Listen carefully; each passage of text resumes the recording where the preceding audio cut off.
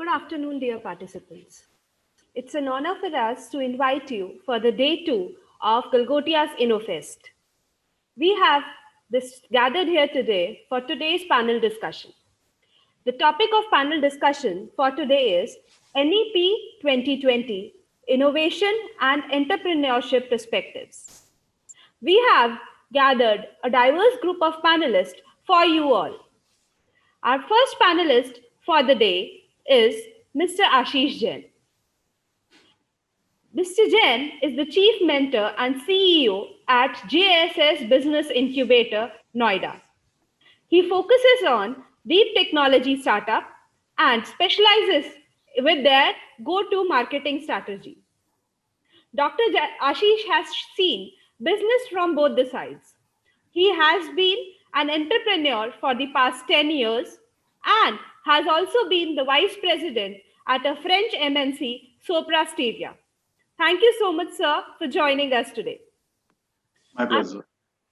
Our second panelist for the day is Dr. Preeti Bajaj, Vice Chancellor, Galgotias University.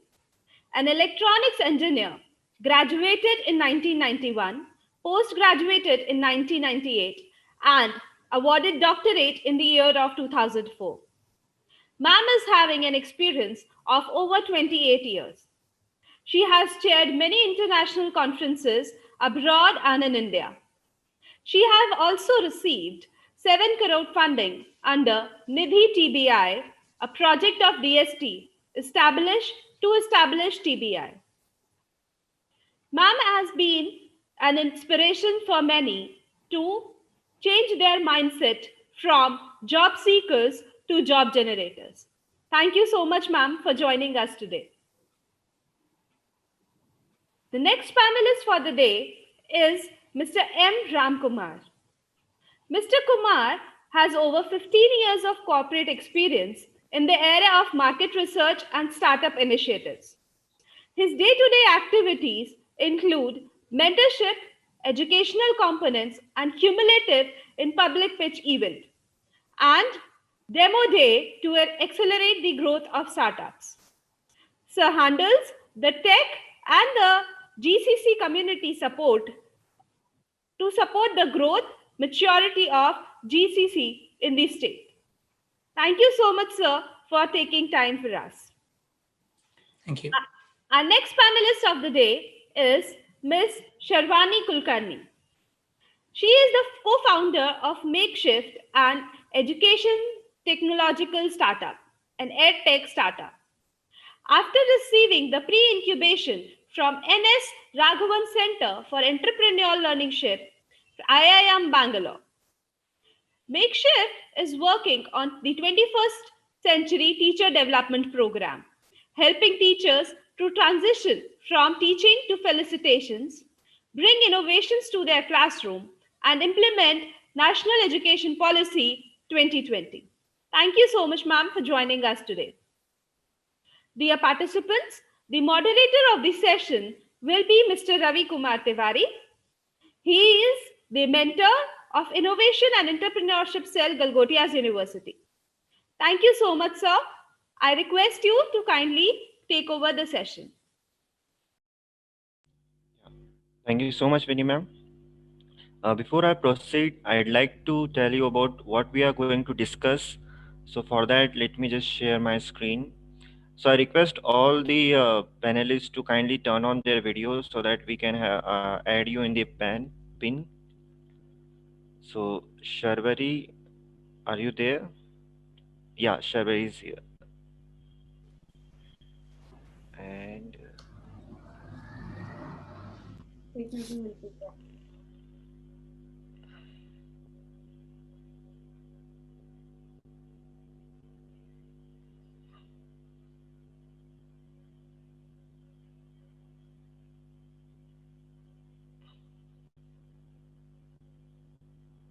so is my screen visible to all? Yes. Yeah, thank you. So before we proceed, let me just tell you what we are going to discuss. We are not going to have a general discussion on national education policy. We are going to be very specific today. That is, we are going to talk about from the innovation and entrepreneurship perspective.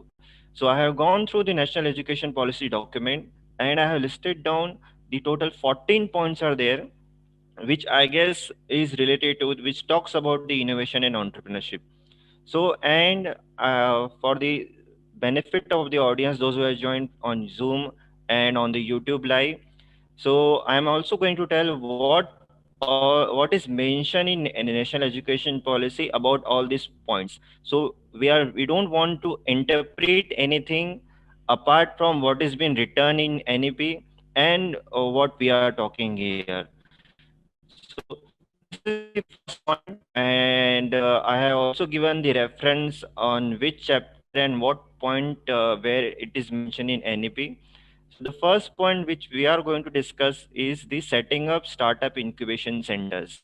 So in NEP it says that HEIs will focus on research innovations by setting up startup incubation center, tech development centers in frontier areas of research, greater industry academic linkages, and interdisciplinary research, including humanities and social science research.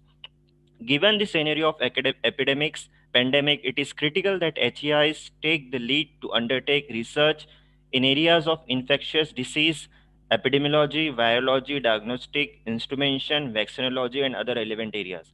HEIs will develop specific handholding mechanism and competitions for the promotion of innovation among student communities. NRF will function to help enable support such vibrant research and innovation culture across HEI's research lab and other research organizations. This is what been NEP is saying on this point. So the next point that we are going to discuss is the innovation and flexibility in academia. So in NEP, it is mentioned in under the chapter number 12, optimal learning environments and support for students. What this point says, the choice-based credit system will be revised for instilling innovation and flexibility. HEI shall move to a criteria-based grading system that assesses students' achievement based on the learning goals for each program, making the system fairer and outcome more comparable. HEI shall also move away from high-stake examination towards more continuous and comprehensive evaluation. That is going to be a very important point of discussion today. The third point is capacity building for faculty. So in NEP, it is under the chapter number 13, motivated and energized capable faculty. So it says faculty will be given freedom to design their own curricular, pedagogical approaches within the approved framework, including textbook, reading material selection, assignment, and assessments.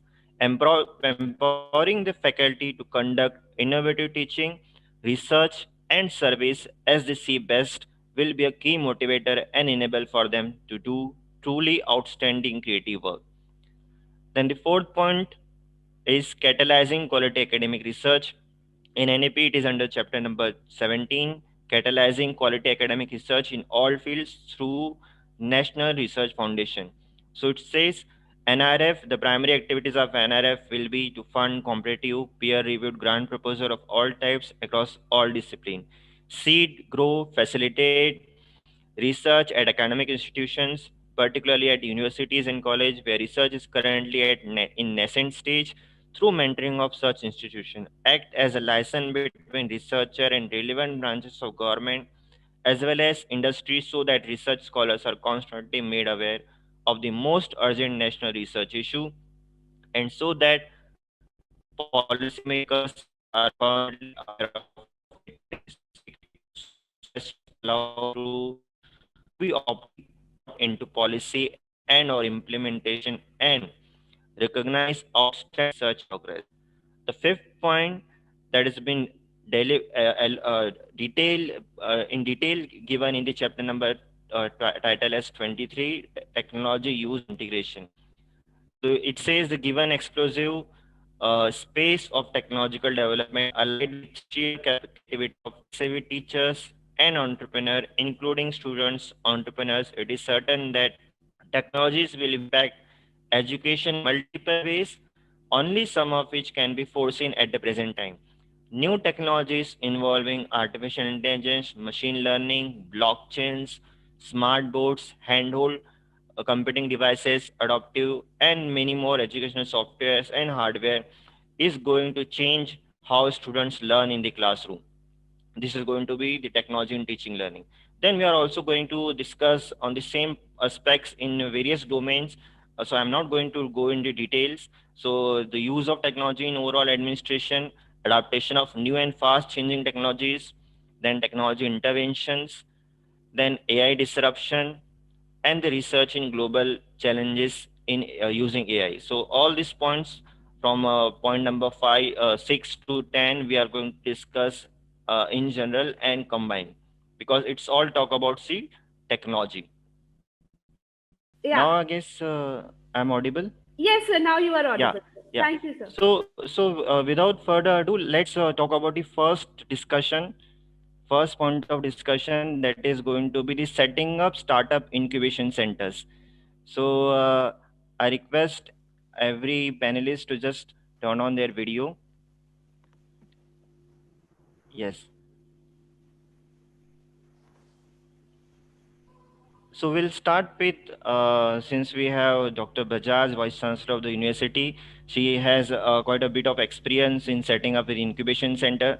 Way back in 2015, when this incubation buzzword and setting up the incubation center was not aggressively done at the government of India, she has established incubation center.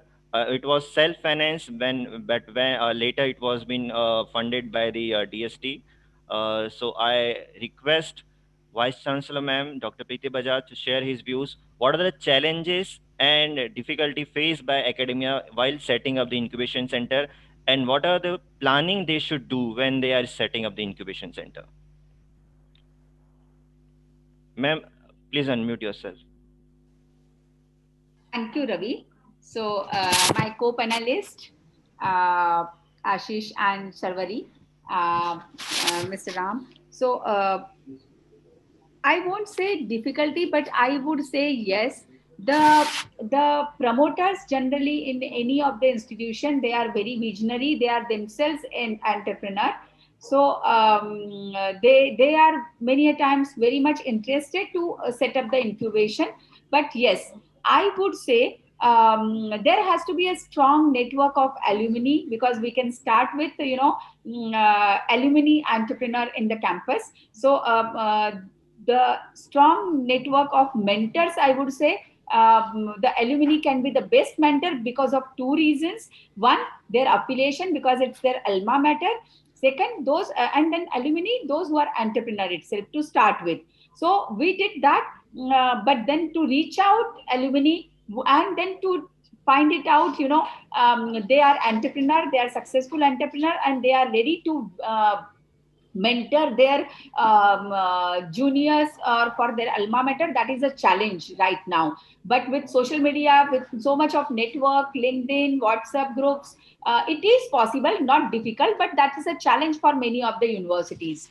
The second would be, funding, because if you don't have funding, still you have to start. So that would be, so management has to take up that. The third would be the ecosystem in the campus. You have management has provided your alma mater, they are ready, but then you don't have ecosystem, so they won't understand the importance. Everybody wanted to go for entrepreneurship, everybody wanted to have a startup, but they don't understand how to start with. So there has to be some faculty coordinator, one or two, I would say, who should be ready with, and the ecosystem. So instead of going for straight way to incubator, if you should start with eCell, you should go for innovation cell, you should go for IPR awareness, and then support system. Once you have all that, then you go for incubation straight away. If you will start doing setting up incubation, probably it will be waste of fund. To start with this, over to other panelists. Thank you. Yes, thank you so much for your opinion, ma'am. So we have with Ashish Jain sir, CEO of JSS Incubator, which is an academic incubator. So my question to you, sir, is like, do you think that an academia or any organization, university or college, can start incubator on their own funding, or whether they should only rely on the government funding? Because if we are seeing that whatever the 30-40 incubators that we have, 90% of them are being funded by government only, and there are very few who has been self-funded by the promoter of university or organizations. So what's your thought on that? Thank you, Ravi, Ashish, sir. for this opportunity. Answering the question whether universities and institutions can set up their own incubator without external funding, the answer is yes. And this is a struggle, but the possibility exists. Many times people say that to have external funding, which means government funding, and then only we'll start the incubation. I think that approach to me looks not correct. Entrepreneurship is not dependent on whether when they would be funding and then only we will start the entrepreneurship. I think this is more so in the mindset and creation of the mindset of entrepreneurial mindset into the students so that they can become job creators. And this approach itself will start from the education background. That means the curriculum which is taught in the colleges, not a separate entity like incubator. Of course, they also awareness, many programs needs to be organized for sensitizing them that what exactly are the benefits of entrepreneurship. So even if incubator doesn't exist, e-cells are operating. They are members who are subscribing to it. IIC, so you're part of MHRD's IIC, so that is also started. These are small endeavors where you build your credibility and awareness so that when incubator happens, it should not be a vacant incubator. It is not just a physical incubator space. You have provided 10,000 square feet and there's no startup out there. So this building blocks needs to be created before the incubator comes, and that's why there is no money needed. So. And once you have incubator, again, of course, there are a lot of things which can be done at scale. Ma'am said. Please, over to you, Ravi. Sir.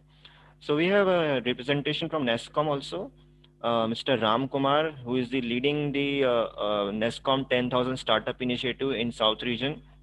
So I have visited NESCOM sometimes back in NESCOM incubator facility in, and NESCOM has, I guess, 2 facility in Bangalore, which has a different center of excellences.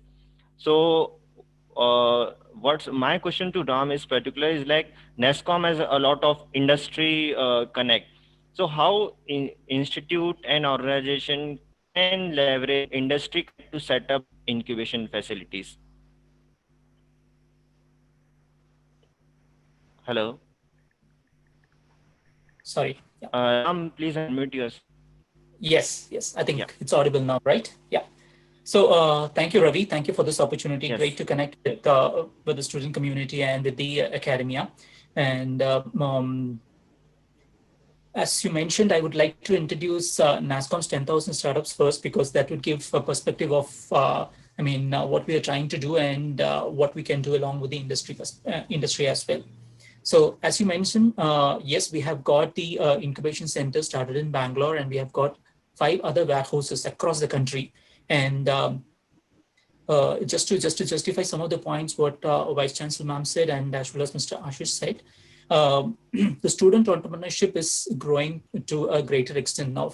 Of all the applications that we receive month on month or on a quarterly basis, at least earlier we were receiving about 2 to 5% from the student community, but now it has got gradually increased, and now it is almost 10 to 12%. I mean, it's not so a gradual increase, but it is increasing day month on month and quarter by quarter.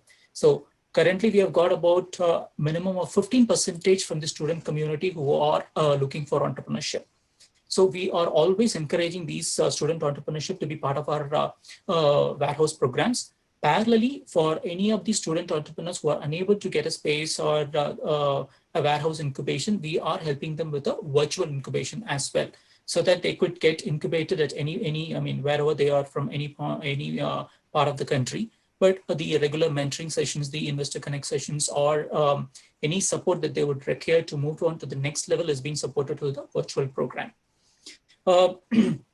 So coming to your question about how industry can support all these incubation areas and all this stuff, A few years ago, maybe around 2005 to be precise, when the accelerator model came into picture, which emerged with an intention to support and give that extra push needed for the early stage startups, right? So the Y Combinators followed by 500 startups and Launchpads were the leaders of the industry. So soon after this, corporates noted the success of this acceleration and clutched this opportunity. They launched their own accelerator versions, right? So these accelerated versions are now getting adopted into the academia incubations as well.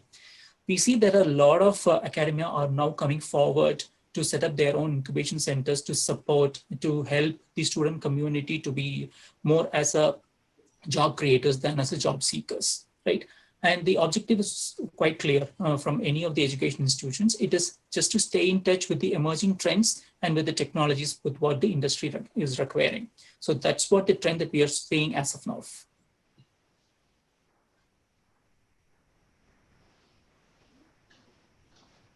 Over to you, Ravi.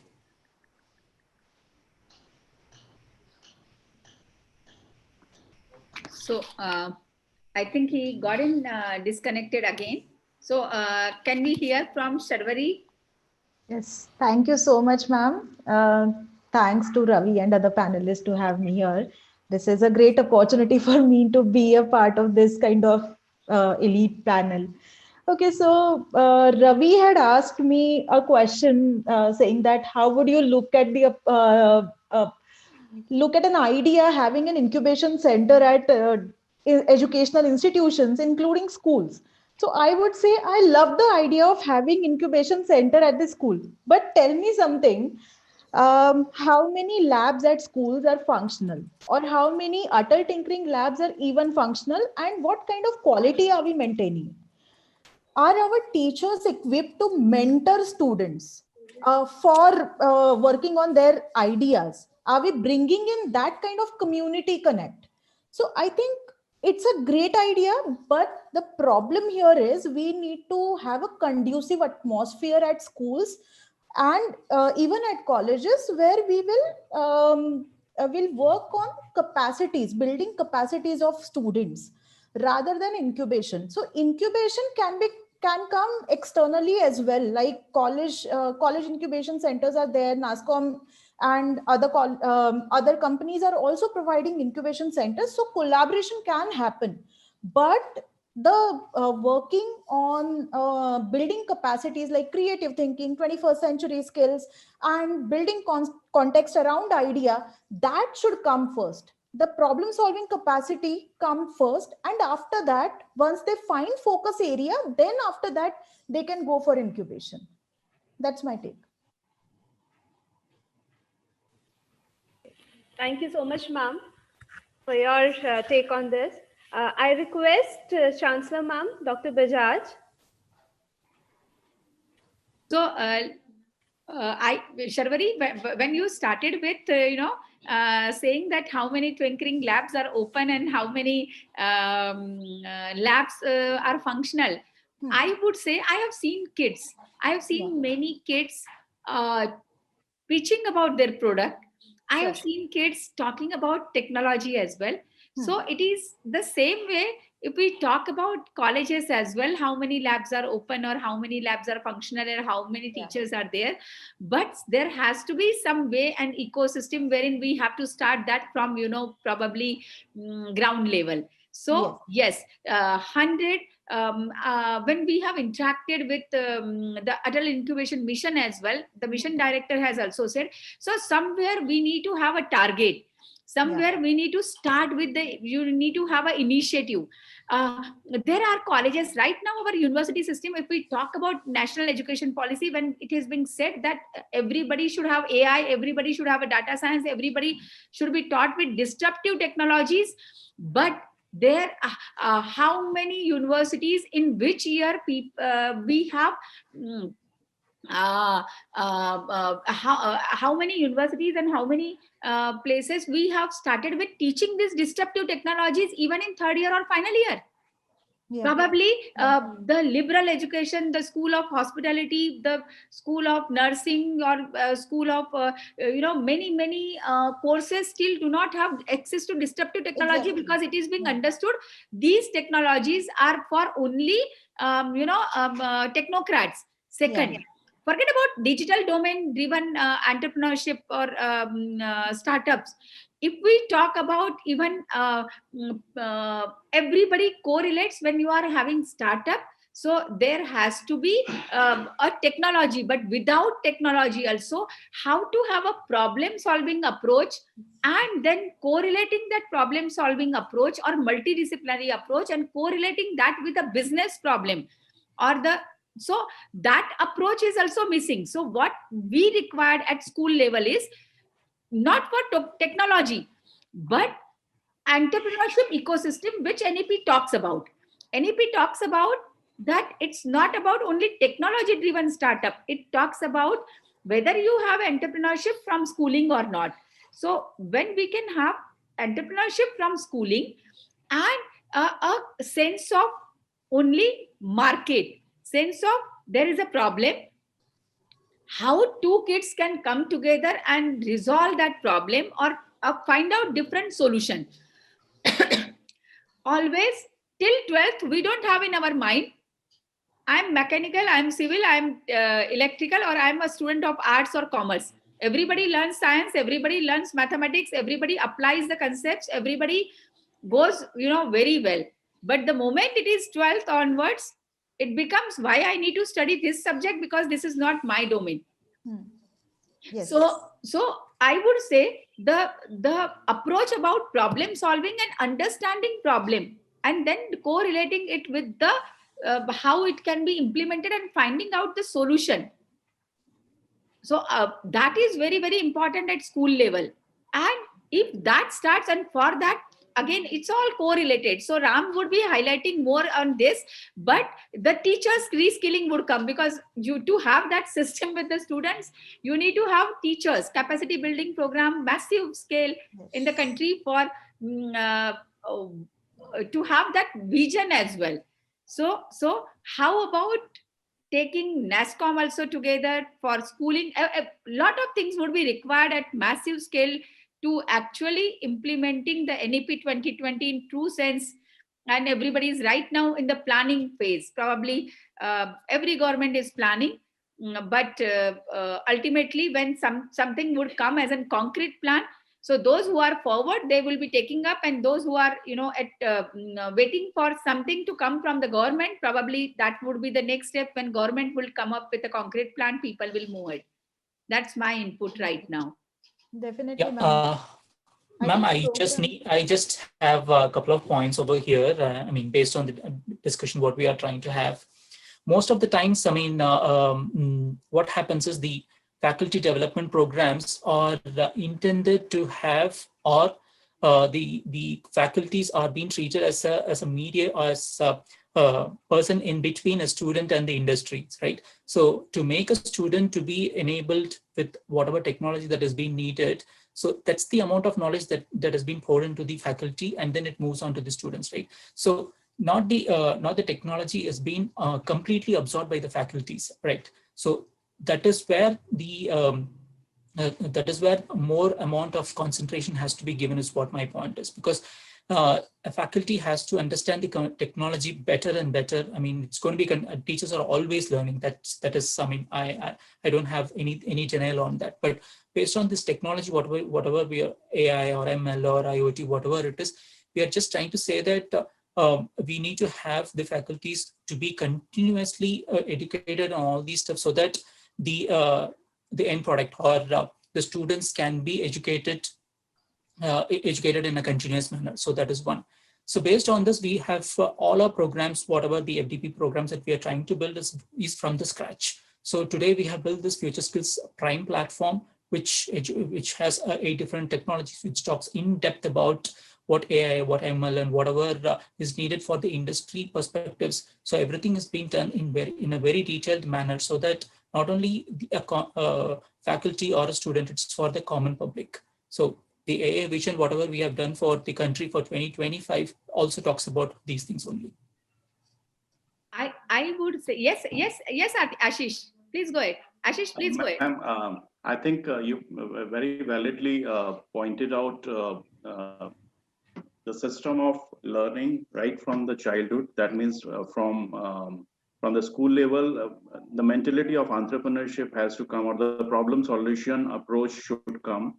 I think our education system needed a revolutionary change, and NEP has probably is providing that in case it is implemented well.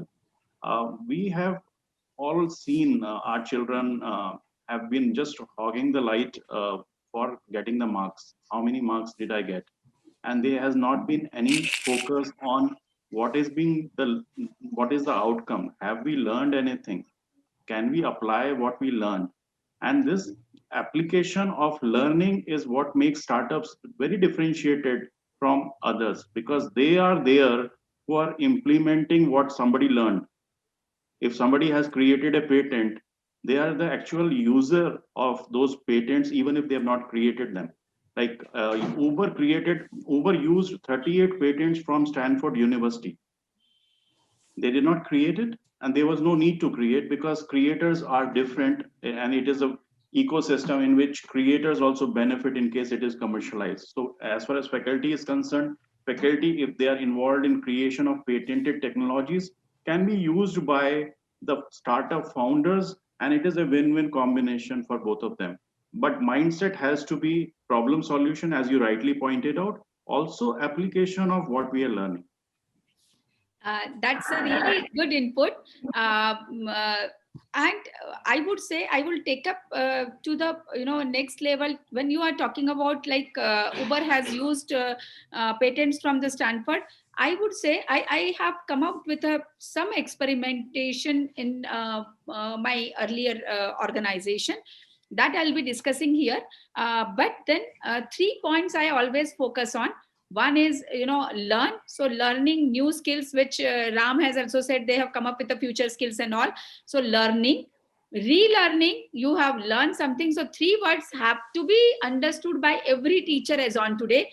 And because many times we become rigid with our old concepts, and so learn, relearn, and unlearn. So until unless we unlearn and make some space, we cannot learn and relearn as well.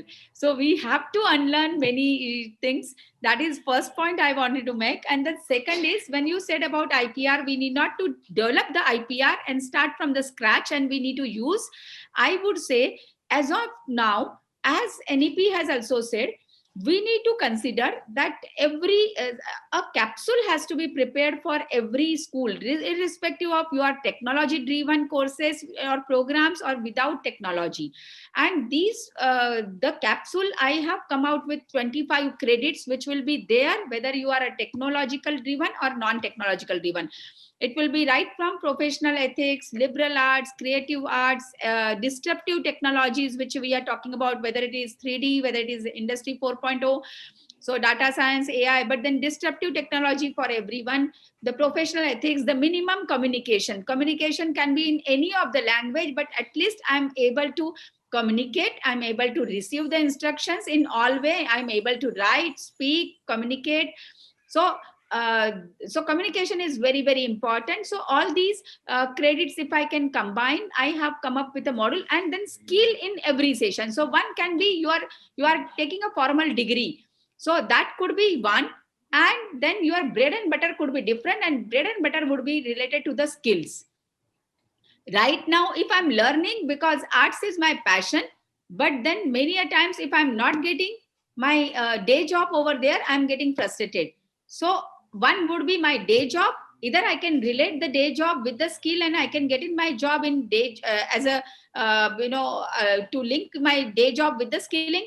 But if I'm not, I can do my BA into mass communication or BA into maybe political science, but I may have a skill wherein I'm very good into 3D printing and I'm producing something and I have my startup. So the thought process, it could be a disintegrated, but still skilling would give you a job. And skilling, how you measure skilling, probably everybody right from top to bottom, we have to change our thinking for the skilling as well. So how many students have done certification, rather than that, how many jobs are created and how many jobs have been done, or how many startups have been created, some impact has to be measured in a different way, wherein true picture would come. So these are my points right now. Now anchor has come up. Mr. Ravi is very, very important. So now he is there. So he would take this dialogue further. Yes. So sorry for the technical disconnect. I guess for point 2, we have started discussion. Have we got the opinion from all the panelists on the So Ravi, we haven't started with points. We were discussing on, we have discussed about skills, we have discussed about adult tinkering, and we were only into first point for the difficulties and challenges related to entrepreneurship and all. And yeah, so you can take up now, and then we have touched upon skilling of the faculty to bit, how would be the skilling can take place in the campus and change of mindset. Okay. Mr. Ramkumar, you're from the NASSCOM. So my question to you is what kind of flexibility industry accept from the academia? Like most of the time, industry complain that academia has very stringent system. So what kind of flexibility is expected from the organization or university and colleges? Okay, I really don't understand the stringency of what, because I always feel that the academia and the industry are, they go hand in hand with any of the innovations or any of the technology changes that is being needed. I always feel that we go hand in hand.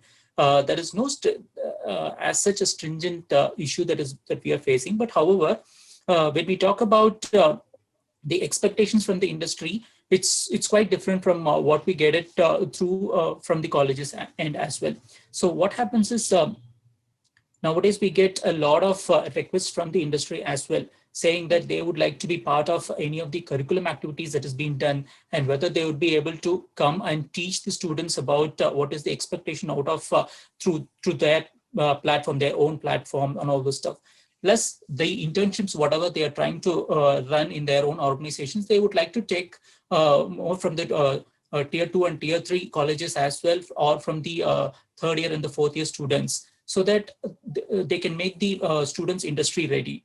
So these were some of the points that they look from the industries, and we also work very closely with the academia and as well. So the academia expectations most of the times is they would like to have people, or they would like to have leaders from the industry to come and mentor the students. So they would like to understand, they would like to educate the students about entrepreneurship. What is the importance of entrepreneurship, and how can they inculcate the habit of entrepreneurship from the third years and fourth years. So these are the basic expectations from the academia end. So I always feel that it goes hand in hand with both the industries and academia, and I don't that has been running through. Okay, thank you so much, Ram. So Sharvari, though we are talking about this discussion is only related for the HEIs, but your organization, your edtech startup has been working on the implementation of NEP for primary education. So what's your thought when it comes to the HEI? What kind of innovation and flexibility do higher education system should have? Okay, thanks Ravi for that question. So basically, if you talk about flexibility part, now we are tuned to think in a particular way, like engineers think in particular way. We are trained in certain way, right? So MBAs have their own ways, and liberal art people, they have their own ways. So somewhere we have to break these barriers, and we should have multidisciplinary projects approach where all these disciplines can come together to work on a single project, so that they can learn from each other. That is one point. Another point about flexibility again. Now I did my instrumentation engineering. I learned about all kind of instruments, right? But I never knew how to repair an instrument, how to create a new instrument. So that's where creativity, or that's where your questioning habit come into picture. So if at all you have given a flexibility, then I would definitely think it little differently and bring in this questioning element and flexibility part, where project based learning or activity based learning, experiential learning as we say, so these are just not only for school education. In our workshops we do it for people from industry as well. So the point here is, if you can bring in that experiential element, experiential learning element into picture, then it will make much more sense to have a flexibility, because at that time people can think from different perspectives. Okay, great thought. So, Ashish sir, is like this point is, though this point is mentioned in the National Innovation and Startup Policy also. Like if some students are there, like if he has been first year of engineering or say any graduation, and he has started some business and he wants to give 1 year while studying only, and then again come back to complete his study. So whether we can do this, like, do you have any kind of example, any student entrepreneur who has been still studying and has taken a drop and then has come back, has gone back to education and completed his degree? Yeah, Ravi. New NEP provides bridge years, which means gap years possible after first year. That means you can take a break of a year or two and then resume in case your startup or business venture fails. You also, in fact, AICTE came up with a very innovative program in which they asked for a gap. And in case you achieve some of the 10 parameters which they mentioned, you would be class called successful for the year, academic year, without even studying the program, academic program. Some of these were in case you are employing 5 employees with the minimum salary of something, in case you got funding from established angel investor or venture capitalist, in case uh, uh, your product has been sold at institutional level, the companies which are registered with NCA and have some turnover limits. These were certain parameters which were very, very positive and progressive thinking parameters, which means that you are basically learning what is being taught in the colleges and applying. So there's no need of theoretical learning any longer. Yes. That AICTE program is also parallelly running, but NEP also provides such kind of learning pedagogy in future, where you just take a gap and start your venture or go for a service with a partnership with another venture. In case it fails, there's immense amount of learning. One fact which I would tell you, we get startups day in and day out, and I many times, nearly one inquiry a week I get for failed startup founders to be sourced from us. It is Okay. as high one inquiry a week. They want people, corporates want failed founders because they are all rounder. They Okay. know HR, they know product development, they are ownership takers, they know marketing, they know product launches. What a company would need more than such kind of an all-rounder. They are basically asset creators. These kind of mindset people are always in demand with the corporate, and their salary is also 2.5 times more than the peer level with the experience level of them. So this is a beautiful example that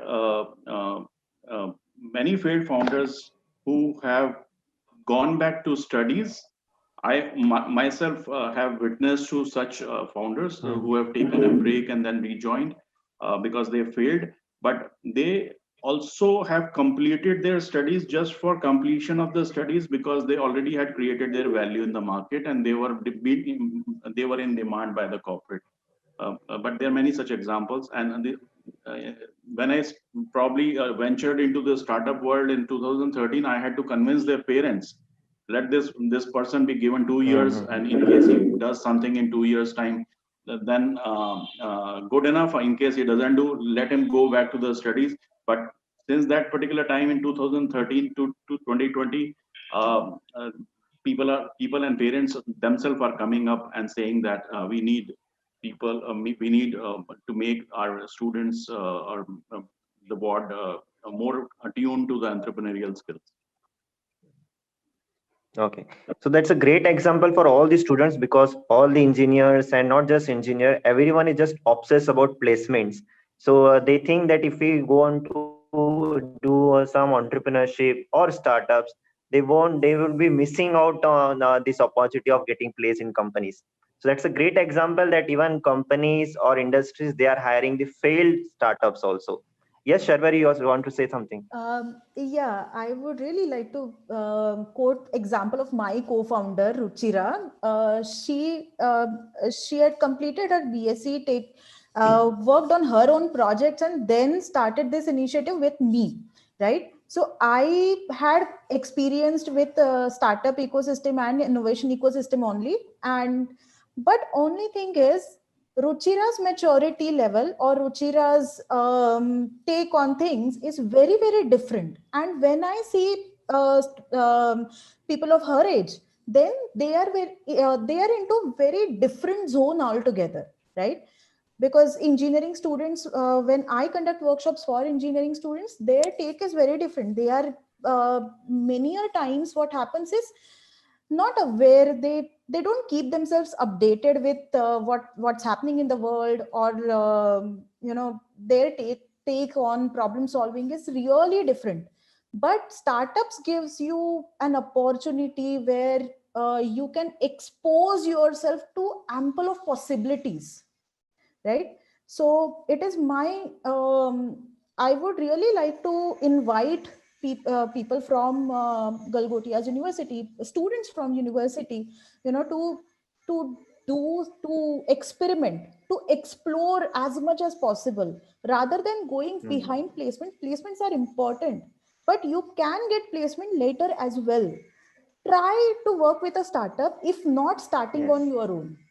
That will give you different level of maturity, different level of experience altogether. Yeah. So I guess we had good discussion on this point. So can we move ahead to next point? Because we talk about the innovation and flexibility from the academia side. Now let's talk about the driving force in any education organization, that is faculty. So what kind of capacity building program that we need for faculty, and especially in this age of disruptive technologies, because we see there are a lot of faculties like having a like 20 15 years plus 15 to 20 years plus experience, and probably when they have graduated, the technology which they have studies is something else what technology is now. So what kind of capacity building programs needed for faculty in organization? So would like to go first on this? So ma'am has already said something on this, Vice Chancellor ma'am, the reskilling of faculty is required. So ma'am, I would like to know more, like what kind of technology reskilling required? Like for example, artificial intelligence, machine learning, big data, and how faculty should be motivated, that they should take it very seriously. So I would like to say it's not only about technology. So technology, yes, disruptive technology, I already spoke about that. It has to be for everyone. Like very recently, our faculty in charge of Center of Excellence of AI has trained 200 faculties from different domain other than engineering. So that was important, that school of education faculty to understand the importance of AI, the agricultural faculty to understand the importance of AI, and so on. Was difficult and very challenging as well, but then you have to do. So that is one part which is on training on disruptive technology. But then probably the lifelong learning skills which we want to inculcate amongst our graduates. We talk about graduate attributes, we talked about accreditations, we talked about outcome based education. But first, these lifelong learning skills have to be imbibed amongst our teachers. to learn about new things. Forget about technologies. I would say basically the PowerPoint presentation, the Excel, the MS Word. So all these, probably many of them are not accustomed and are not proficient, I would say. So the change of mindset at all domain has to be learned by teachers. At the same time, like, I am linking this with the other point which was covered just now, is innovation and flexibility in academia. Many of our students, when they participate, suppose Smart India Hackathon, and they are winners of Smart India Hackathon, I have not conducted their final exam. I have given them exemption.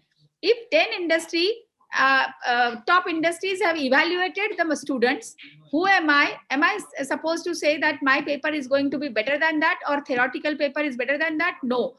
The industries have evaluated their problem solving approach. They have appreciated, even if win or not win is different, but then they have undergone that, and probably learning is having more impact than this so-called exam. So we have to come out of this exam oriented. So that kind of flexibility needs to be in the system.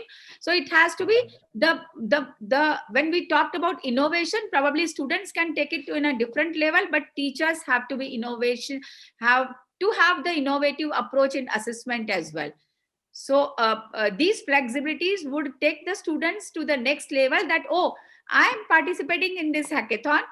Doesn't matter technology, non-technology, I'm not talking about this domain.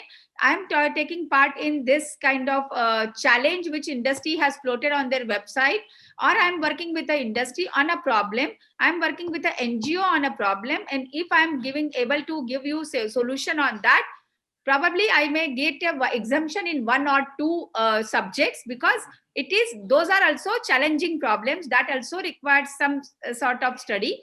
So I have given and I have proven myself. I did these experiments and those are really very, very successful. And now it's time for GU, wherein I'm doing all these experiments. Amazing. Thank you. I must compliment, ma'am. You did a beautiful example of outcome-based learning. This is a beautiful example. I really liked it because many times what happens, people and faculty are not incentivized.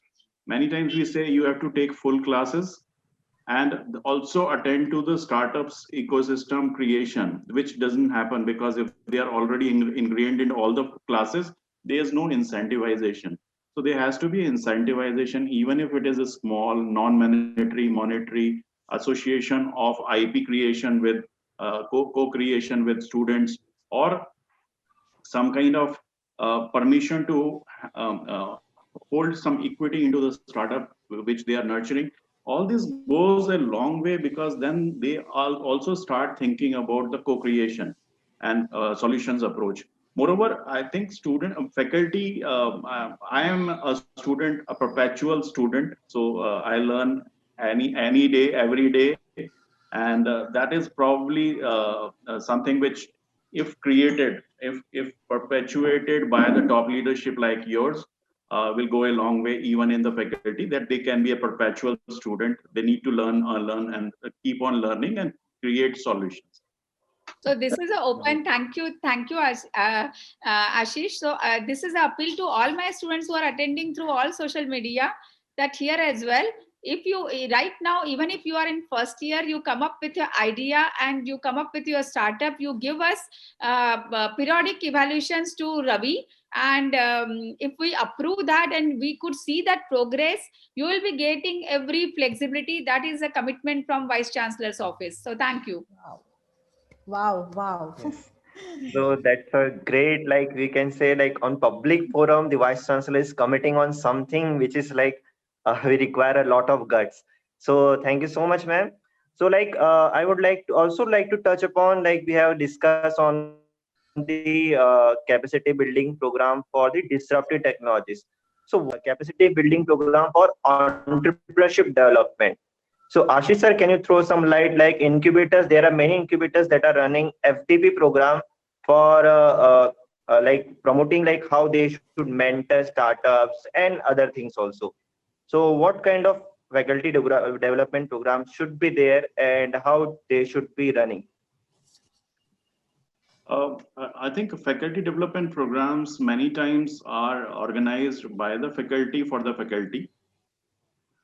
Okay. Uh, So I can take I'm more focused on the incubators program, because I've seen like AIC, RMC, like there are many Atal incubation centers. They recently organized a faculty development program for entrepreneurship for regular faculties. So any faculties, those who are enrolled in any colleges, they can enroll, do that course, and the outcome which they are saying that like faculty is going to learn, and they can mentor startups. So what's your thought on that?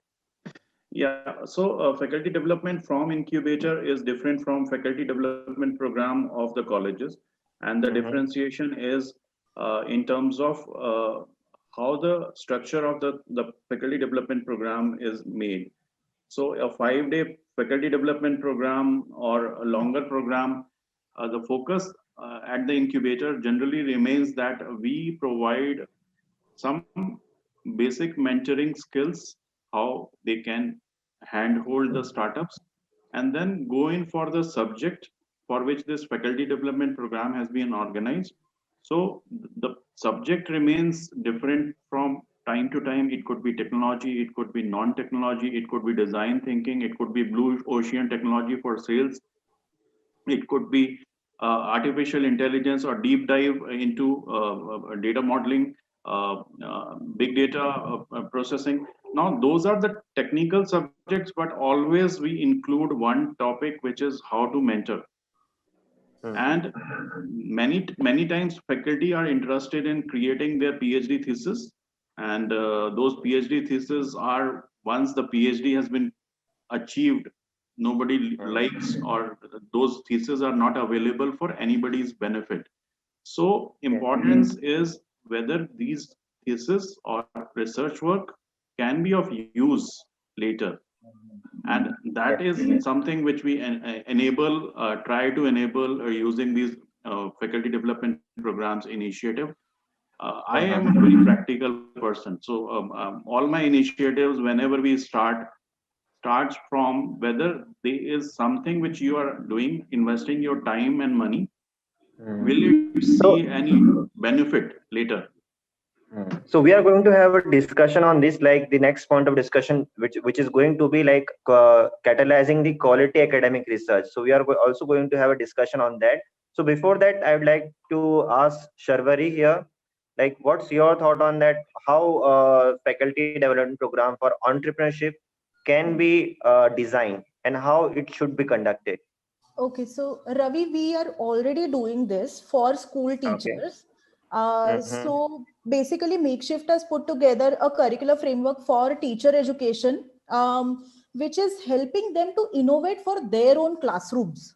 Okay, so how can this entrepreneurship or innovation mindset can be propagated to students?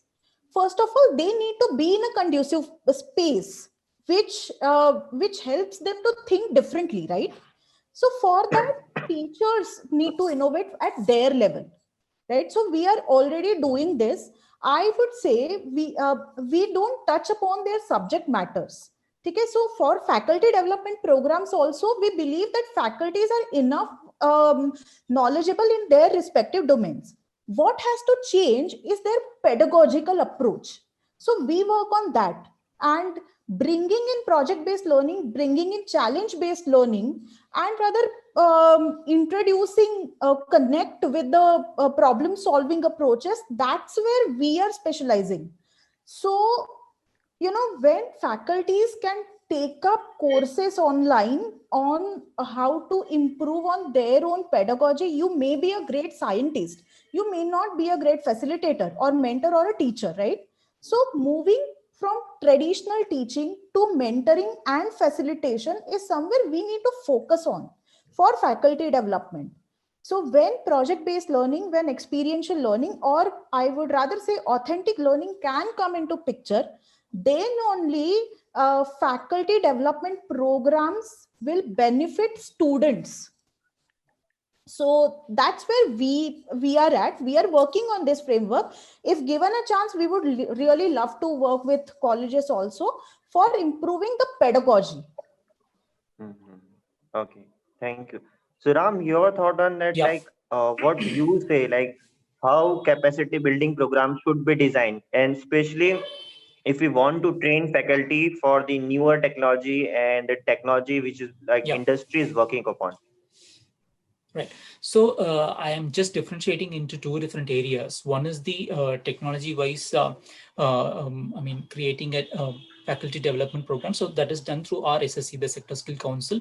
So earlier I was talking about the Future Skills platform, Future Skills Prime platform, which is going to help the not only the student community but as well as the faculties as well with needed technology, starting from the scratch till a certification level. Actually, I mean, there are different levels of certifications. So it can go to a beginner. Hello. Yeah.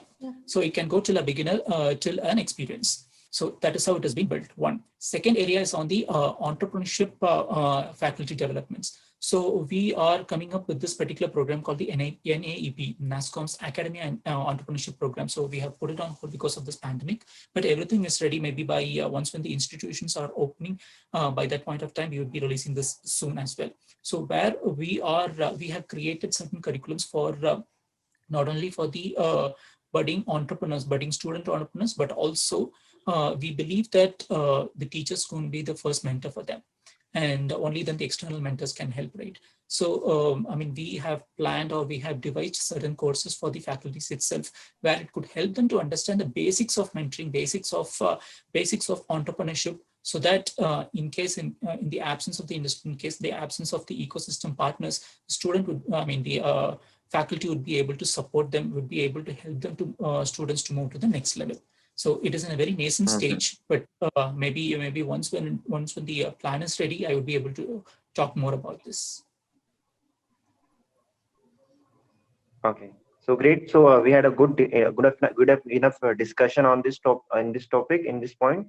So the next point, because I am moving ahead because we have a lot of points to cover. So the next point is the catalyzing the quality academic research. So before I ask other panelists, like I would like to ask Vice Chancellor Ma'am Dr. Preeti Bajaj, how you define quality academic research? Like what kind of parameters we need to look into it when we say quality academic research? I would say when we are talking about research and academic research, I would say at least a research methodology course to be offered to everyone, right from every undergraduate to postgraduate, which is not being done. Many things they will learn. It's not about research is wherein it is to be done in the national laboratories as well. Right now, even if they will understand the difference between how the systematic, I would say the market study, the feasibility study, the business research side, if they understood. So it is not only about the research, pure research, but I would say I think Ashish, you have said that patent has been filed and then they need to go with. So can they understand the importance of prior art search? Can they understand the importance of the patents which have been filed or the product which has been developed? So who are the competitors for that product?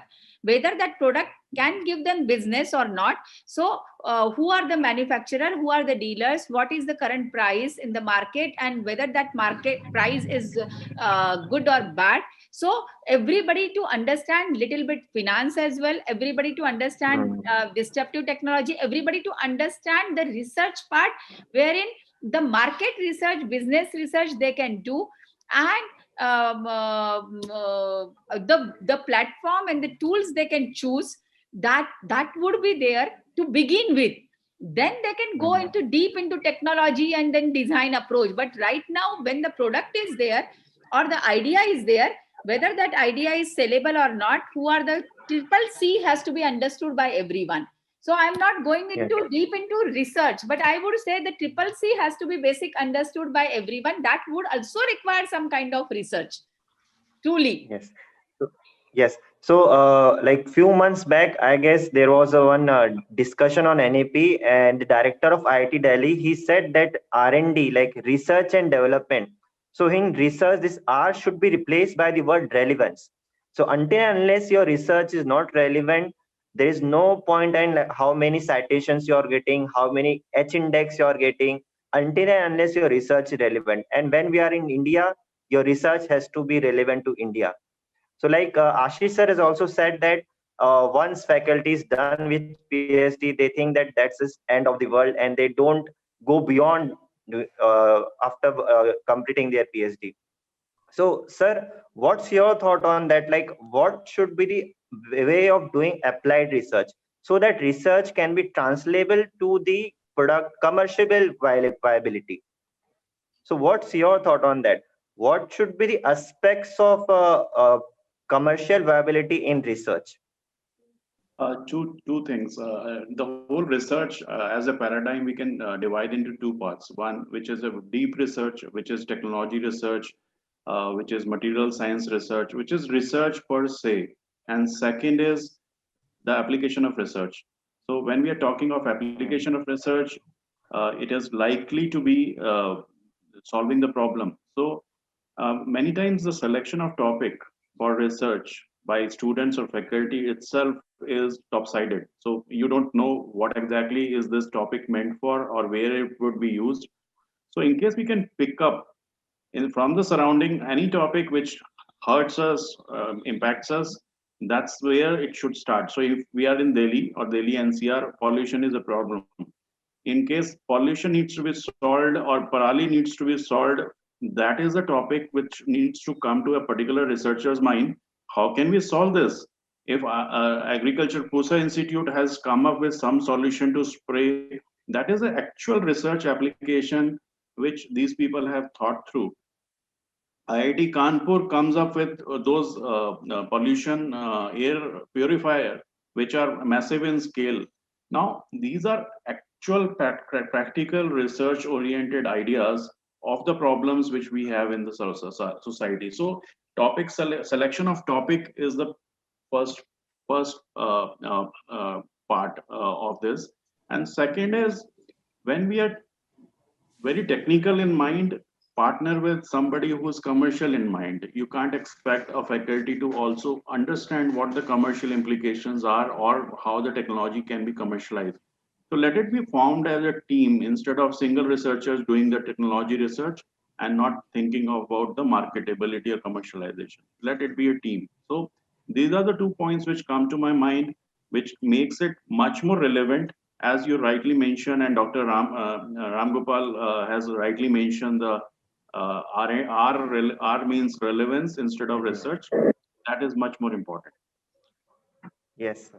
Very So, correctly said. Very correctly, Ravi. Just 1 minute. Very correctly said by Ashish. yes. So, related to this only, yesterday I have said that every undergrad, postgrad, and PhD problem has to be, driven by the thrust areas of the local. If I'm doing at Nagpur, if I'm doing at Greater Noida, if I'm at Delhi, so local problems must be undertaken and those must be given. So students or they will take the problems of social issues which are there, local relevance, and I always talk about 3 things. So the outcomes must be predefined.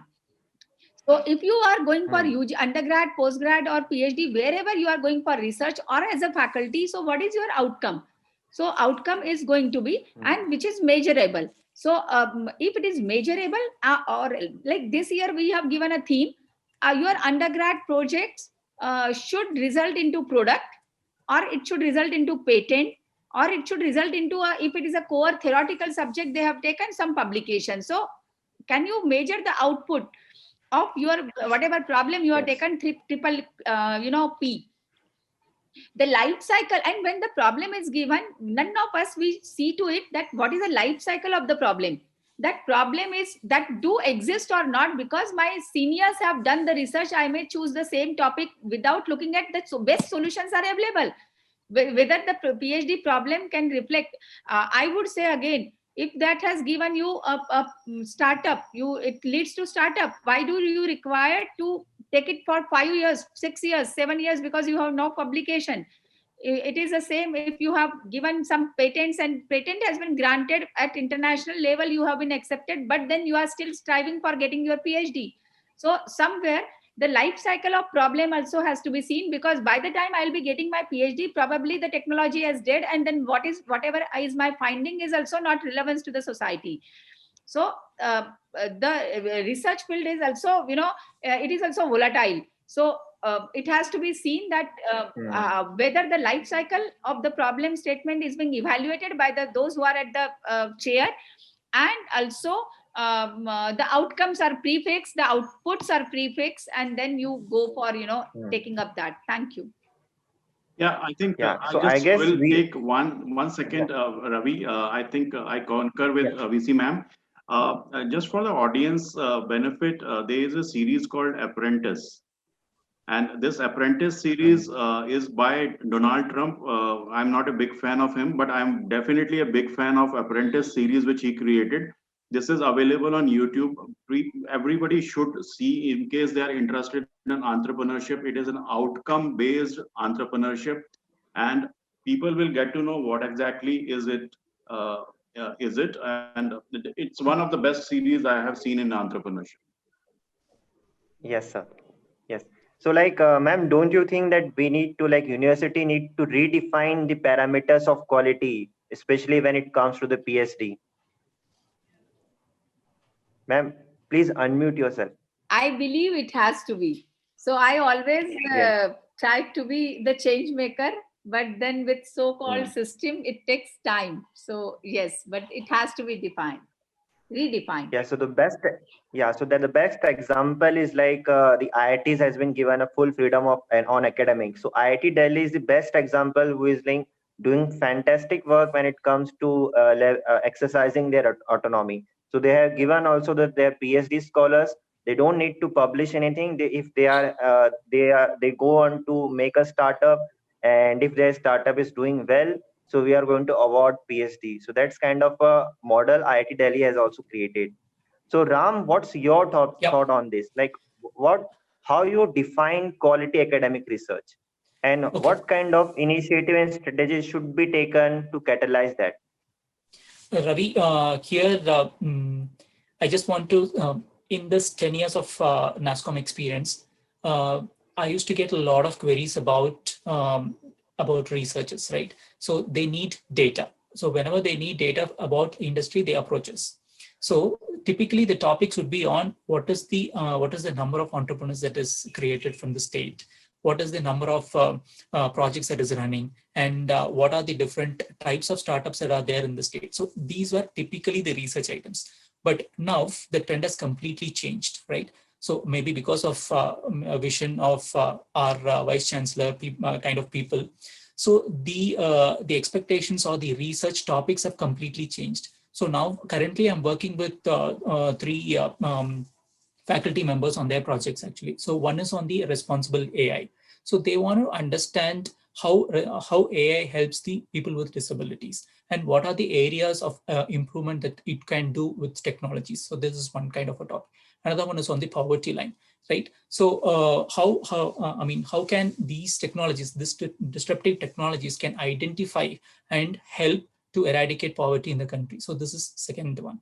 The third is on the health aspect, right? So these topics encourages us to give a lot of areas of interest also for us to gain more amount of knowledge, as well as more data points from the startups as well as from the industries to help researchers. So the change required is completely based on the topics that they choose, one, and second is on what are they trying to serve. As Mr. Ashish said, that what is it for the ecosystem that they're trying to do. So this is exactly what we need from the research point of view.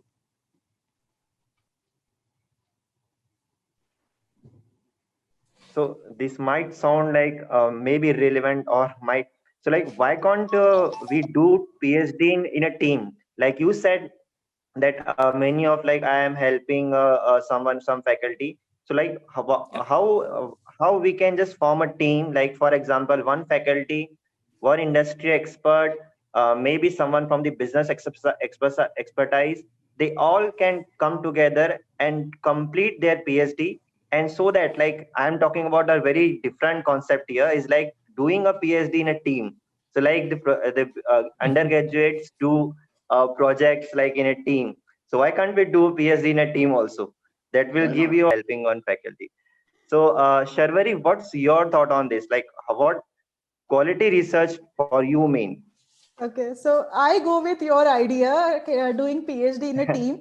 I'm a big fan of academics. Let me tell you that. But I have a startup, and startups also need research, right? We cannot produce anything without research. So Okay. at my alma mater, Tata Institute of Social Sciences, when I was there, that time I used to correlate my entrepreneurship with my academics, okay, because that was into education, that is why. But now I'm out of institute and I seriously require research facilities, right? So access to literature, access to field, access to conduct pilots. So how can we make sure that entrepreneurs who are out of college can also get some research facilities?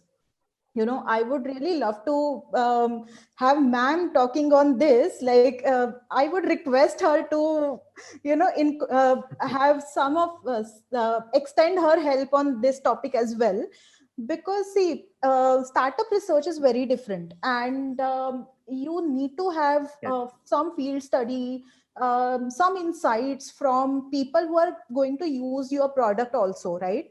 And academics on other hand, especially in education, if you say that a startup is doing something for creating awareness about edtech or whatever, like, but problem here is our research in education is restricted to psychology, sociology, fields like that. But if I Yes. want to do something extra, I want to add design element. I'm a big fan of design. I read so many design books. So I practice design as well. So how can I blend education with design with technology, right? So I'm looking at a facility which can help me do that. So I'm not sure which IIT or which university, or if Tata Institute of Social Sciences can do that in future, but this is the need from entrepreneurs like me. So I think other panelists can share their views on this, and I would Yes. really like to have some help extended for my startup. So anybody wants to reply to Sharvari here? We can do that, Sharvari. Thanks. So we had good discussion on the first 4 points. So the next 6 points that we are going to have a combined discussion, because more or say all these points are very connected. So the next 6 point is like the technology in teaching learning, use of technology in overall administration, adaptation of new and fast changing technology, technology intervention, AI disruption, research in global challenges using AI. So what I request each panelist, because we cannot have a discussion on each points. So I request each panelist, if you can just pick any 2 points here and voice your opinion here. So we'll go with Vice Chancellor, ma'am. So you pick any 2 points here, ma'am, and have your say. So it's like technology in teaching learning, use of technology in overall administration, adaptation of new and fast changing technology, technology intervention, AI disruption, and research in global challenges using AI. So all things related to technology disruption here we are talking.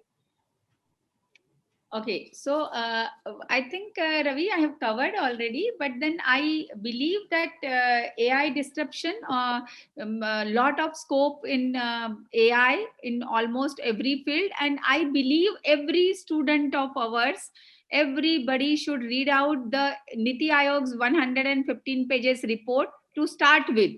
There are many other reports which have come up with, but then the first report for AI for everyone or AI for all was really good, wherein they have given how it's going to be the role for agricultural, healthcare, education, smart city, and mobility and transportation and logistic. So Indian government has taken these 5, but along with that, AI, morning only in one of the keynote I said, so AI for all is one, wherein we must see how we can use this technology. So everybody must take up this subject, because that is going to be the future. And how we can train, how we can understand. It is not a rocket science. It is not such thing which cannot be understood. The philosophy must be understood. You may not have a hands-on training on, you do not need not to get in your programming done. Everyone need not to go for, but then if you understand, you can see how the applications would be. That is first thing. Second, what are the, so Indian government has entered into these 5 domains which I have just said, but along with that, can we also learn ethics? So when you have exposed to data, so everybody, I believe that I have firm belief everybody need to understand IoT, data science, AI, cloud. These are minimum requirement of today's youth. Doesn't matter which program you are, which course you are, which segment you are, which year you are. To start with, basic. I have not learned, but I have understood these things.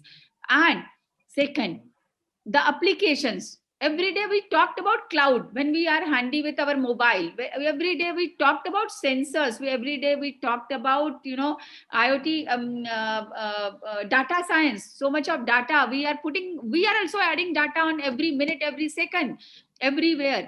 And then every time we talked about online shopping or right prime. Everywhere we have seen that how the intelligence can be important. So one is disruptive technology knowledge to be given to everyone, teaching to student.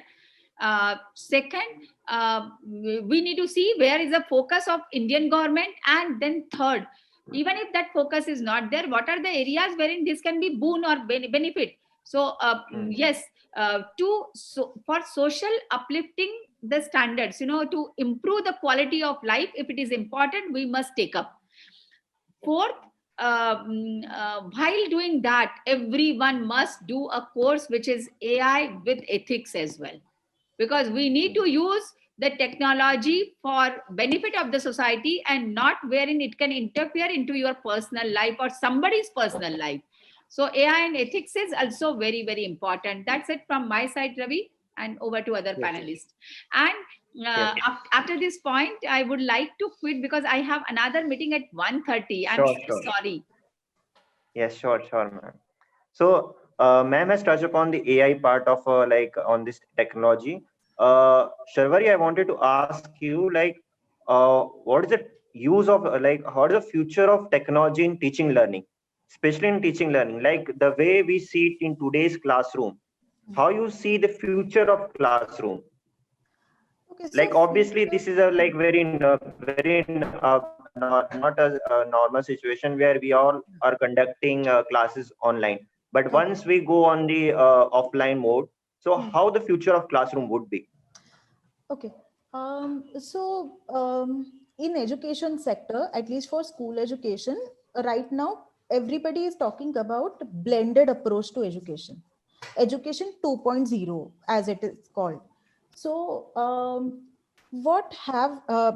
so education 2.0 with blended approach, what it means essentially is, one, you have the classroom interaction and you have the virtual interaction. Now, the virtual interaction, at the moment, situations are very different. Everybody is going online because of some reason, right? But students are going to be back in the classroom. But then also, are you going to teach 100% manually, personally? No, right? So some kind of material, some kind of content, we need to invest in some content which will go online and stays there. So the basic content can be there online and students can take benefit at their pace, maybe in a time frame. But rather than that, I would say approach which is live classes or your personal classes should take is really different from the teaching learning methodologies right now. there also you need to integrate some kind of technology. You need to integrate technologies like many classrooms have smart classes these days. So that technology we cannot do away with, right? And if there is a, in future, if you bring AI to teaching, then the teacher's job will be changed as facilitator only and mentor only, because teaching will be taken up by the online courses and by the technology. That's my take. Yes. So Ashish sir, what's your answer to this? Like we have seen, like I know many edtech startups are there, and those who are not targeting the students or faculty, they are actually targeting the educational institute. They are actually creating products for overall management of the institutes, like ERP, and making a softwares which will automatically assessing the answer sheets. So how you see the future of such companies, such products that is going to come and have an impact on education? I'll come to this question. Prior to that, I just wanted to touch upon the artificial intelligence component, which VC ma'am said. Of course, we are in the midst of artificial intelligence explosion. China has already overtaken US and India.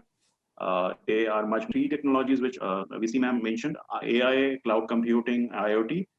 I would also say two more to be added: data privacy and cyber security, because we are in the midst of digital data, and this digital data, the storage, the usage is also going to be so much important that you can make careers out of that. You can make startups out of that.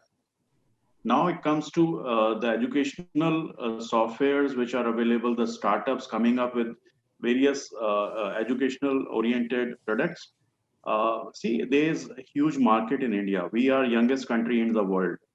There is so much is at stake that I don't know what is the figure of our educational market, but there would be some space for most of them.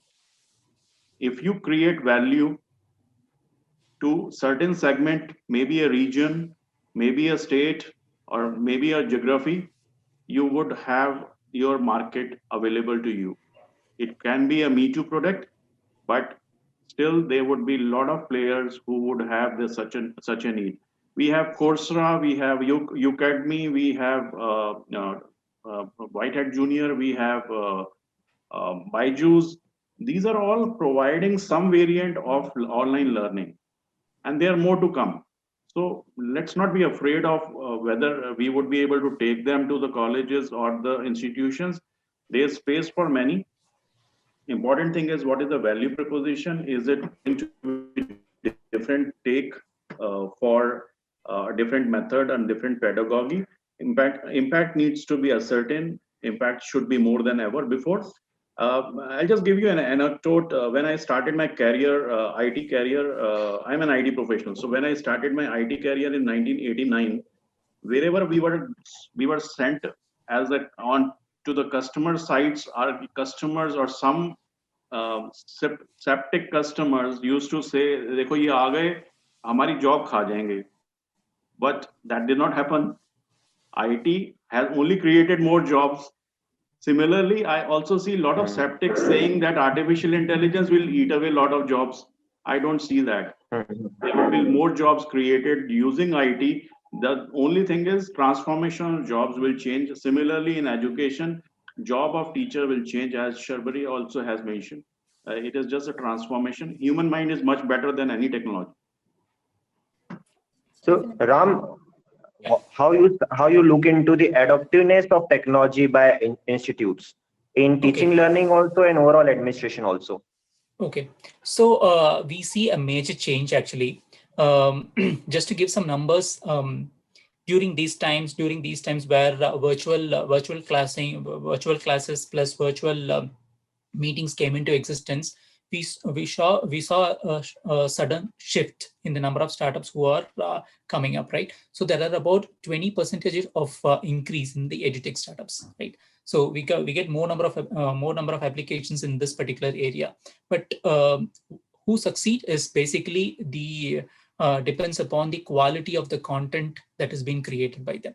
So that is exactly the differentiator or the USP for these type of startups. So that is one area that I'm saying it. So technically speaking, it is based on the adoption that we are seeing across the institutions that is going to make the major difference. So coming to this AI part, I just want to highlight about 4 different things that we are trying to do in NASSCOM. So this year, our vision is completely based on India's 2025 vision for data and AI.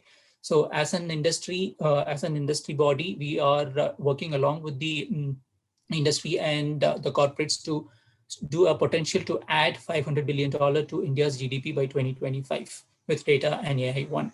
And second is on the support social initiatives and equitable growth. Third is on the contribute to COVID-19 responses and economic recovery. Then the fourth area is the enhanced talent capabilities to position India as a global hub for data and AI services. So these are 4 main things. Yeah. Ram, sorry to disturb you. Vice Chancellor Dr. Prithviraj ma'am has to leave. Sure. So, ma'am, thank you so much for giving your invaluable points and contribution to this discussion. And you made some really great points here. Thank you so much.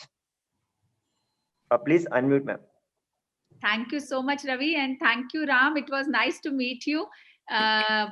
Few of my students they were offered 10,000 startups up in Mumbai, I guess. And since then, very well connected with NASSCOM. So we'll connect offline very soon. Sure. Sharvari, thank you, Ashish. So much. Great to Thank meet you, both of you. So I'm sorry, but then there are some commitments. Yeah. No problem. Yeah. We are almost down to Ram. Please, you can please complete your say. Yeah. So we are just as I've said, that fourfold, and how are we trying to do is drive development of optimal regulatory framework. So that is one area, and the accelerate AI advocacy and adoption. As Mr. Ashish said that, yes, data security and privacy is one area. So that's why we are working very closely with the government on the advocacy and the adoption, development of AI talent, and showcase India AI as innovation and thought leadership on responsible AI. So these are the main 4 major areas that we are trying to work.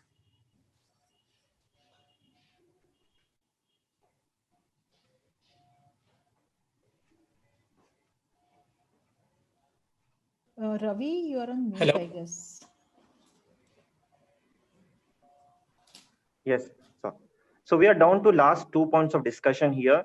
So the next 2 point of discussion is like scaling up this teaching faculty, teaching efforts. So like, for example, we have seen the SWAYAM, Government of India, and at global level, we know MIT Courseware is there, and then Coursera is also there. So how we can scale up this teaching efforts of faculty? That's one point. And the second point is like integrated PhD and integrated programs. So offering the integrated programs, like for example, AI, like ma'am said, AI in agriculture, or we are just combining the 2 things. That can be a mixture of 2 very separate things. Like for example, even we can just combine CA plus engineering also. So that's kind of offering a very different flavor program. So that's also the NAP talks about. So Ashish sir, if you want to say something on this about the integrated programs and Ravi, yes, sir. I really liked your suggestion that the PhD should be given in a group, because that of course makes sense fully. Nobody thought about it, but in case it is a multidisciplinary work which does not only need one specialist, and we are talking of specialist more today than generalist. So we are also talking of concerted effort for practical usage. So it is not merely theoretical, it is also launching practically getting customers and validation from them. So it is definitely more than one person's job. And if PhD can be considered in a group of 2 people, 3 people, it definitely makes sense to me today onwards. Yes, sir. And of course, when you're saying PhD for integrated PhD in the multidisciplinary area. I fully in sync with it, that it needs to be sync with the practical problems being solved, and it cannot be see, when we are talking of multidisciplinary, it is the right word to use, because when we are saying PhD in silo and an academic exercise to go only for theoretical model, you can go for a single discipline where you can excel. But when you are talking of Yes. solving problems, it has to be multidisciplinary, so it makes sense for you. Yes. So it's like also like even again I'd like to give the example of IIT Delhi. So they have launched the BTech program in general engineering also. So it's not just chemical engineering, it's not electronic engineering, it's not CSE. It's like whole mix of engineering courses. So they also launched such programs. So that's what the NAP also talks about. So that offering such integrated program which has a flavor of two things which can be no one has thought of. So Ram, what's your answer to this? What kind of different integrated program can educational institutes and university can offer Ravi, apart actually, from the traditional ones? okay, I don't have much of expertise in this particular area, but only thing is what I completely agree with what you and Mr. Ashish said.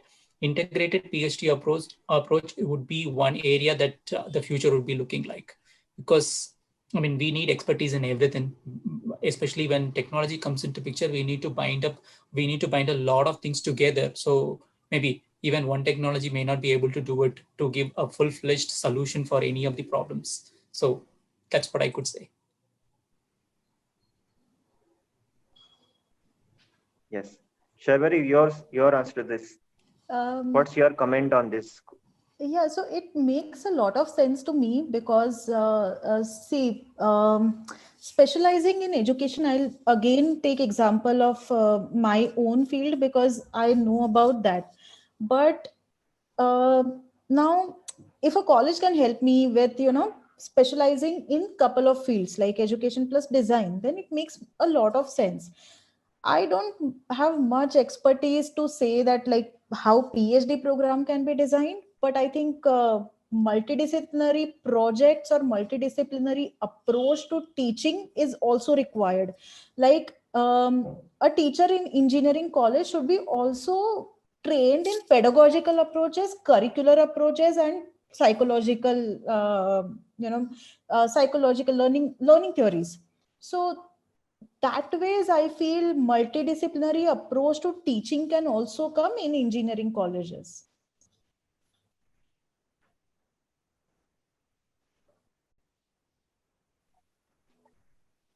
Yes. So now down to the last 2 points. One says the decimation of spreading the technology, the new technology to general public. And the last point, it says the impact created in society. So like we still say that internet has come to India, and a lot of internet users are there from India, but still technology hasn't reached to many remote area of India, right?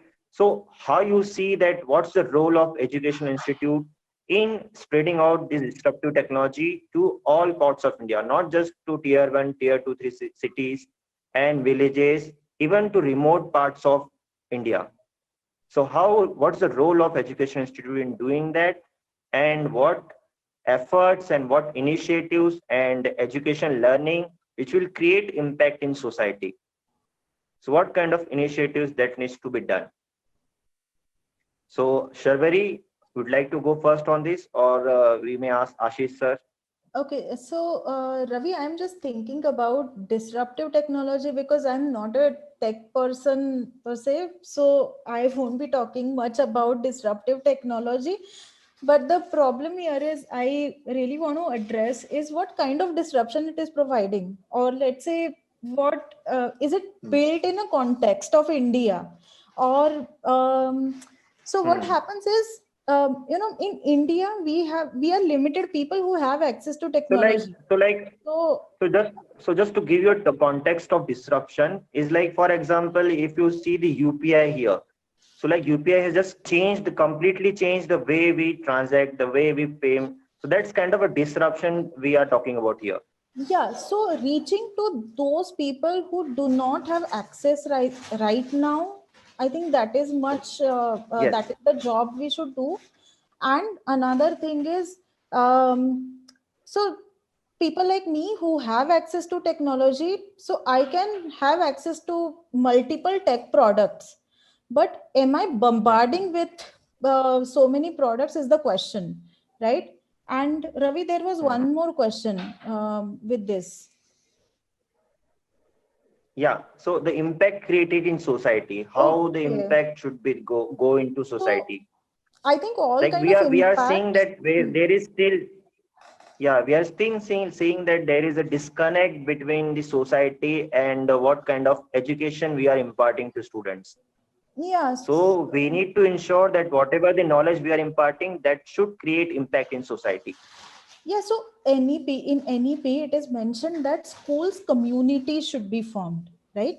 The community is a better way to start with any kind of idea, propagation of any kind of idea, right? So when we can have these communities of colleges, communities of schools who are interacting with outside world as a startup ecosystem, or let's say corporates or other research institutes in India or abroad, then I think impact creation will automatically happen. And if the technology or any kind of solution is built in Indian context, impact will automatically happen. Okay, great. So sir, Ashish sir, what's your thought on this? Like, for example, we see there are many startups, IoT startups working in the area of agriculture. So do you think that really technology and disruptive technology can play a very important role in bringing change in the society, and especially the remote area of India? See, technology is just a means. So it is at least to be used only for solutions. So we have to have a solutions approach again. Moreover, in case we are saying that Galgotia is in Greater Noida, JSS is in Noida, Sector 62, and what are we doing in our surrounding? I'll give you an example what we did. So we partnered with some industrialists in the area, and we also reached out to the farmers in the surrounding area for identifying what problems they have, and those problems became the mission statement for some of our startups, and then the solutions were created for addressing those challenges. Who supported the industrialists? Because in case there is a product which comes out of this exercise, industrialists would also have a commercial rights to promote the same. Moreover, it also can, in some certain cases, be the CSR activity for those industrialists. Local problems solved locally. But in case we want to have a bigger impact, which is like government of it, central government projects like UPI, Aadhaar, Jandhan, Trinity of JAM, mobility, mobile is definitely one such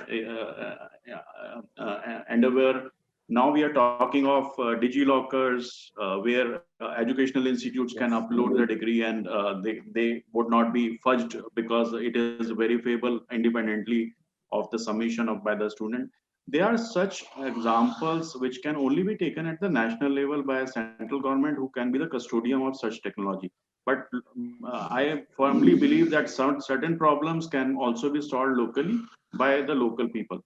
In case you permit me, I probably can give a very good story which is relating to this, and it is in agriculture. You Yes, have time? sure, sir. Yes, sir. That's the last point of discussion. So we can have still have 10 more minutes to complete discussion.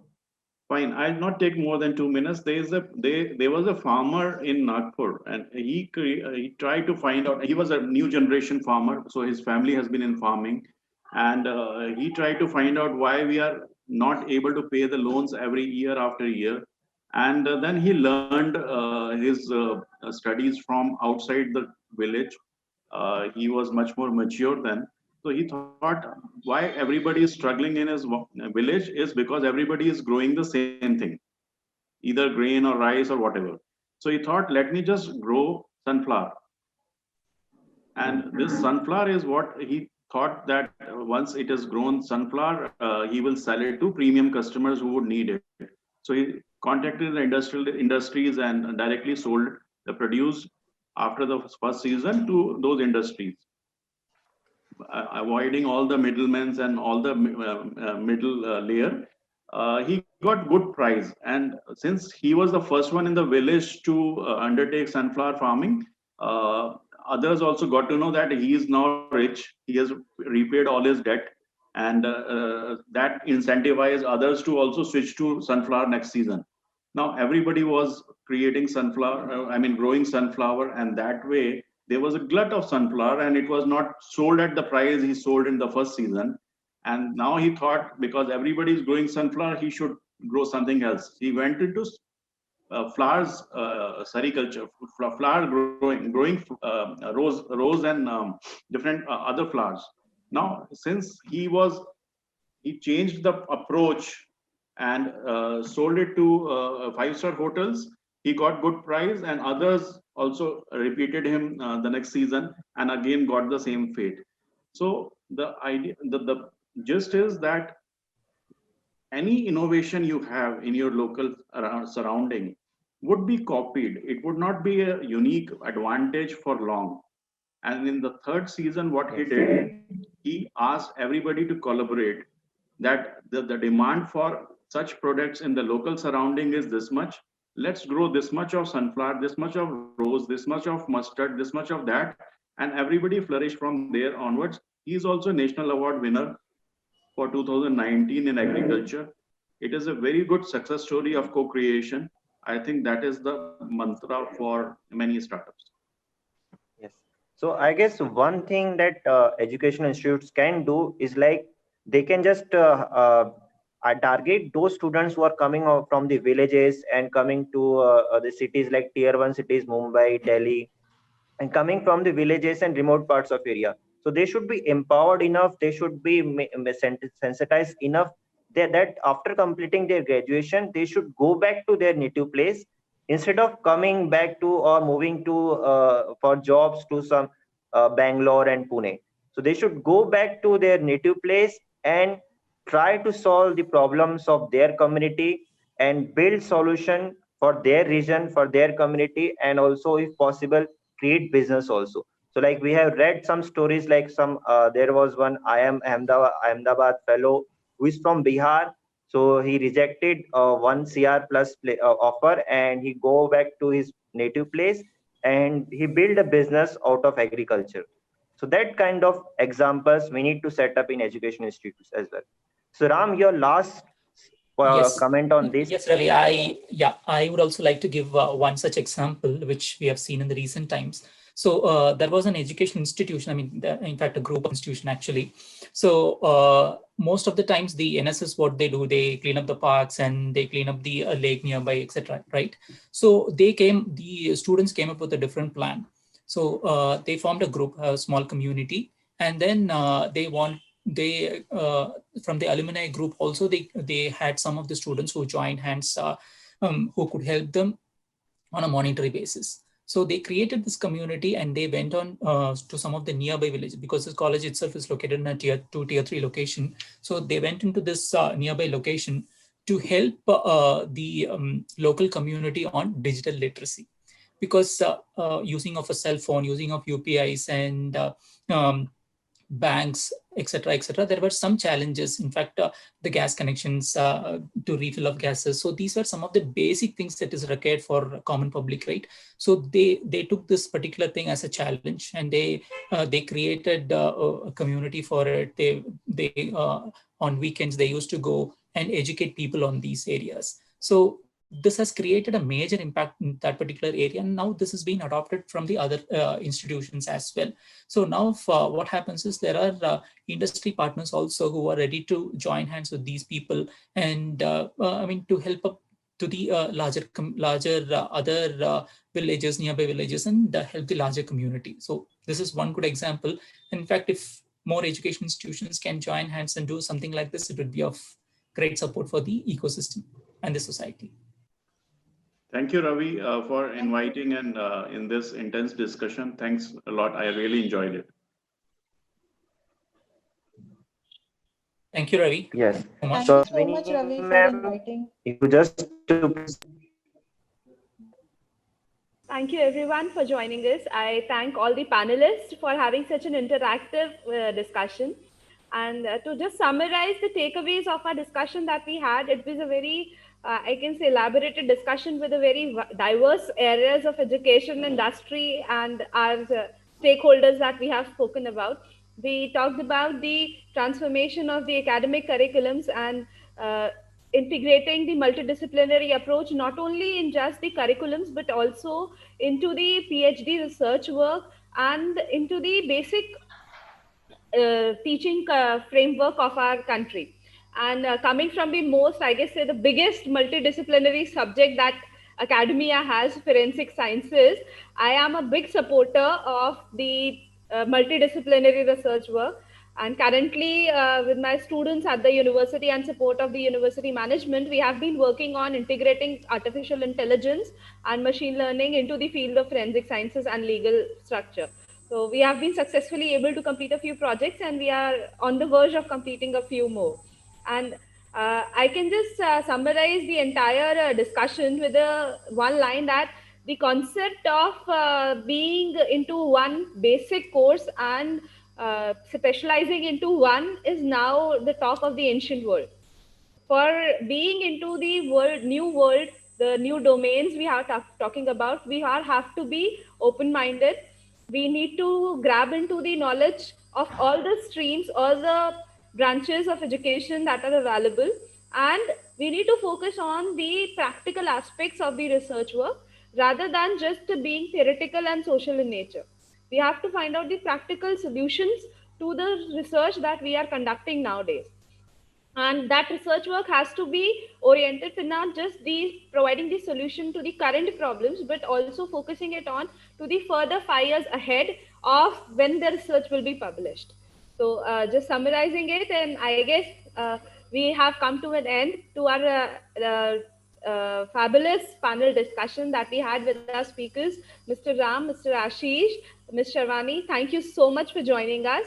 And it has been an honor to be here with you all, discussing and coming from the different arenas, different industries, and talking on a same platform. I guess somewhere down the line, we would definitely have the collaboration of our university with all of you in the coming times so that it can benefit us together as a society. Thank you so much, Sure. everyone. Thank you, Vinny, ma'am. Thank you. Thank you. Thank you. Thank you so much, ma'am. I guess, okay, Ravi sir has left us due to some internet issues. So I'll just take this time to felicitate everyone present here with an e-memento.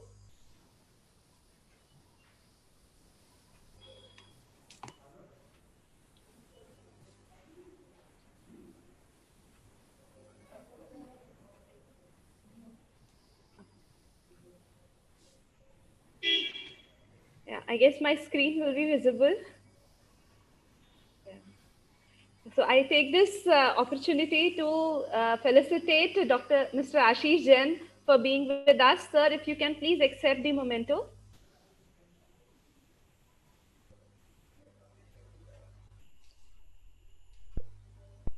I guess Mr. Jain has also left the meeting due to the technical issues.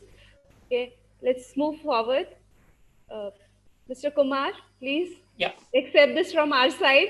Though it's a virtual memento, but please, it's filled with all our thanks and gratitude towards you. No problem. Thank you so much for this. Thank you so much, sir. And we hope that we will continue this relationship and journey in the future also. Sure. Yeah. Look forward to it. Thank you so much, sir. Kulkarni ma'am, please kindly accept the memento from our side. Thank you so much. It's beautiful. Thanks a lot. Thank you. We would have appreciated this if it would have been given to the personal with a big lot of handshake, but due to the current scenario, we are unable to do so. Thank you so much, ma'am, for giving us so much of time and giving us so much of coming from a faculty background, listening to you actually has encouraged me also for changing my teaching pedagogy further. Thank you so much. Thank Thanks you. a lot. Bye. Dear participants, we will be breaking here for half an hour and then we'll resume again for the workshop that we have. Thank you, partners. Thank you, participants. I request you all to please stay into the meeting and we'll resume after half an hour. Thank you.